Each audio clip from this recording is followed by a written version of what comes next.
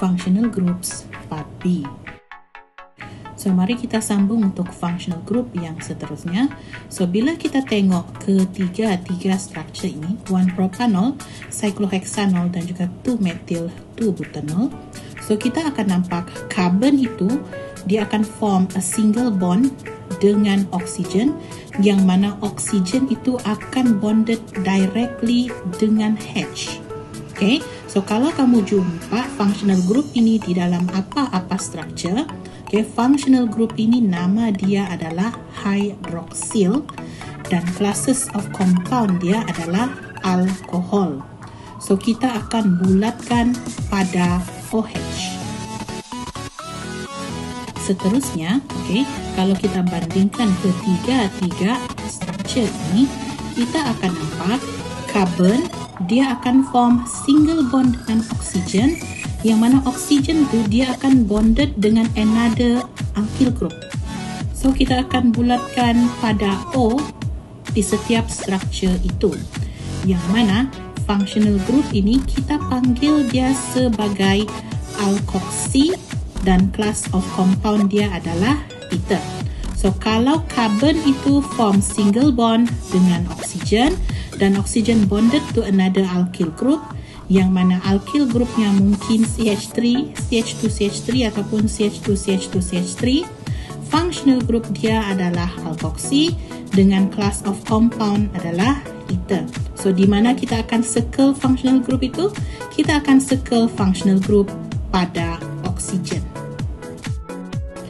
Next, kalau kita tengok pada rajah ini, kita akan nampak benzene ring, yang mana benzene ring itu dia directly bonded to hydroxyl group.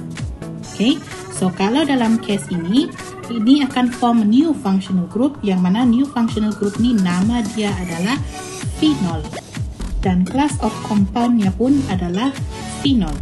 Okay, so bila kita diminta untuk bulatkan functional group, kita akan bulatkan sekaligus OH dan juga benzene ring itu, sebab itu indicates functional group phenol. Common mistake yang student selalu buat adalah apabila dia diberikan functional group phenol dan disuruh menentukan functional group dalam struktur tersebut. Kebiasaannya pelajar akan buat dia bulatkan OH dan dia bulatkan benzene ring tersebut dan dia namakan functional group adalah hydroxyl dan juga benzene ring, which is totally wrong, ya. So ingat, kalau benzene ring attach directly to hydroxyl, nama functional groupnya adalah phenol. Next, kita tengok propanal, etanal dan juga 3-methyl butanal. So bila kamu tengok pada setiap structure ini, kita akan nampak C akan buat double bond dengan O, yang mana C itu akan attach immediately dengan hydrogen. Okay, so dia punya functional group adalah C double bond O itu, yang mana nama functional group ini adalah carbonyl. Okay, dan class of compound dia adalah aldehyde. So C double bond O attach immediately to hydrogen, itu adalah carbonyl dan class of compound adalah aldehyde. So di mana kita kena bulatkan functional group itu, kita bulatkan pada C double bond O. Next, kita masih lagi dengan functional group carbonyl, iaitu untuk 2-propanon, 2-butanon dan juga 3-pentanon. So kalau kita tengok C double bond itu, di kiri dan kanan dia ada R dan juga R.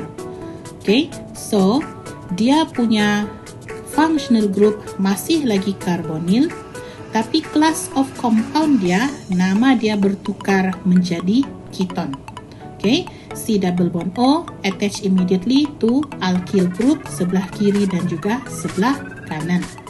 So ini adalah masih lagi carbonyl functional group dan class of compoundnya adalah keton. So di mana kita mau bulatkan functional group itu? Kita bulatkan pada C double bond O. Next, kita tengok yang seterusnya, propanoic acid, ethanoic acid dan juga butanoic acid. So kalau kita tengok pada setiap rajah tu dia ada C double bond O yang bonded immediately dengan hydroxyl group. Maksudnya C double bond O karbonil dia bergabung dengan hydroxyl, maka new functional group di sini adalah carboxyl. Okay, carboxyl. So kita akan bulatkan dia pada C double bond O OH. Okay, yang mana class of compound dia adalah carboxylic acid.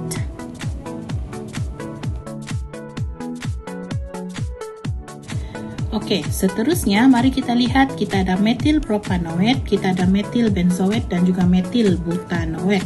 So kalau kita tengok, okay, C double bond O dia bonded dengan alkoxy group. Ingat alkoxy group dia OR, OR. So kita tengok C double bond O dia bonded dengan alkoxy group OR. Okay, so maksudnya karbonil dia bergabung dengan alkoxy. So, functional groupnya akan jadi carboalkoxy. Dan dia punya class of compound adalah ester. So, di mana kita mau bulat functional group itu, kita bulatkan pada C double bond O, O. Oke, seterusnya kita ada propanamide dan butiramide. So, kalau kita tengok kedua-dua structure ini, kita nampak sana C double bond O, dia bonded directly to amino group. C double bond O bonded directly to amino group. So, ini akan bentuk new functional group. Carboxyl dengan amino. Okay, functional group ini namanya carboxamide. Okay, carboxamide. Dan class of compound dia adalah amide. Okay, so di mana kita mau bulatkan? Kita akan bulatkan pada C double bond O N. Okay, kita akan bulatkan functional group itu pada C double bond O N. Yang mana N itu dia boleh attach dengan H atau R dan C itu dia mesti attach dengan R. Next kita tengok yang seterusnya, kita ada propanoyl chloride, ethanoyl bromide dan juga 2-methyl butanoyl chloride. So pada ketiga-tiga structure ini, okay, kalau kita lihat dia ada C double bond O, C double bond O that bonded immediately to halogen group. Dalam case ini kita ada klorin, bromin dan juga klorin. So, bila C double bond O dia bonded directly dengan halogen, dia akan form new functional group, yang mana functional group itu kita panggil sebagai acyl halide dan class of compoundnya pun acyl halide. Di mana kita mau bulatkan functional group ini bila kita diminta, kita akan bulatkan pada C double bond O X, yang mana X itu mewakili halogen. And finally, let's take a look at ethyl anhydride, propanoic anhydride dan juga glutaric anhydride. So kalau kita lihat pada setiap structure ini, dia consists of 2 carbonyl groups bonded to the same oxygen atom. So this will form a new functional group, yang mana nama functional group ini adalah anhydride dan the class of compound also anhydride. So, bila kita diminta bulatkan functional group anhydride, kita akan bulatkan pada C double bond O, single bond O, single bond C double bond O. Next, let's take a look at few examples regarding the functional group. So, example 1, you were asked to identify the functional group in the following molecules. So, as we can see in example 1A, there is only one functional group there, which is the carbon-carbon double bond. And then for 1B, there are 2 functional group there, which is the carbon-carbon double bond and also hydroxyl. Next, untuk this structure, okay, dia ada 1, 2, 3, 4, 5, 6, 7 functional group. Okay, dan biasanya saya akan minta kamu bulatkan dahulu dan namakan setiap functional group di dalam molekul tersebut. So, ini adalah jawapan bagi contoh 1C.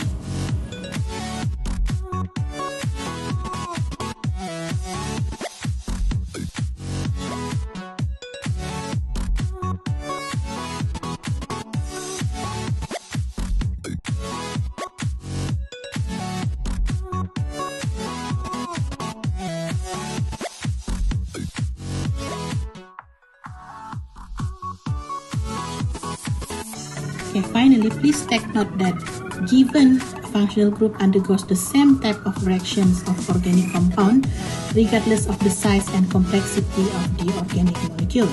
So the difference in properties of organic compounds are caused by the different functional groups in the molecules, and actually many organic compounds have more than one functional group.